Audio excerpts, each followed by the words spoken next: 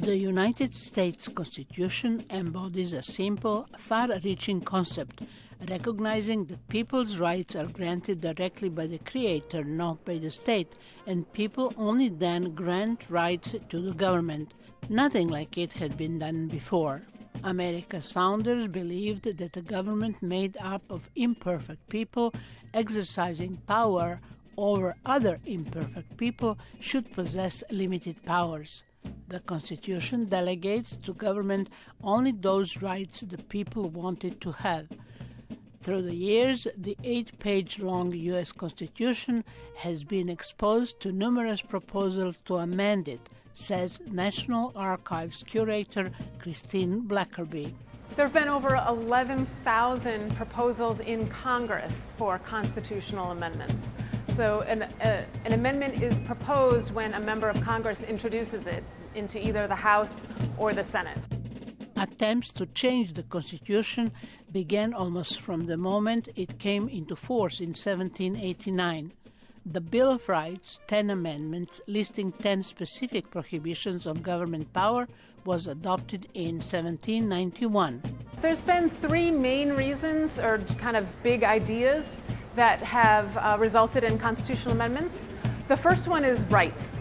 So there have been many amendments, the most, in fact, 17 of our 27 ratified amendments have expanded rights, including voting rights, but also the right to free speech or free exercise of religion, and many other rights.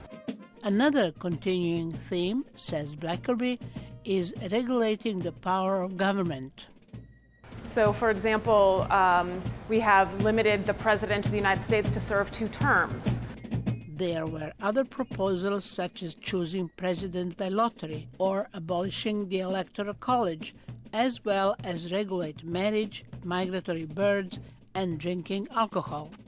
There were also periods of intense amending activity, mostly during times of social change. The biggest number of proposed amendments is related to the Equal Rights Amendment adopted by Congress, but not by all U.S. states. None of the subsequent 1,100 proposals to incorporate it into the Constitution worked, says Blackerby. That 3/4 of the states have to ratify it. So although the Equal Rights Amendment passed Congress by a 2/3 vote, it failed to be ratified by the states and is not part of the Constitution. History has proven that it is hard to make a constitutional change, which Blackerby says is a good thing. Early generations of Americans pledged their lives to the cause of individual freedom and limited government, warning that vigilance would be required to preserve freedom for posterity.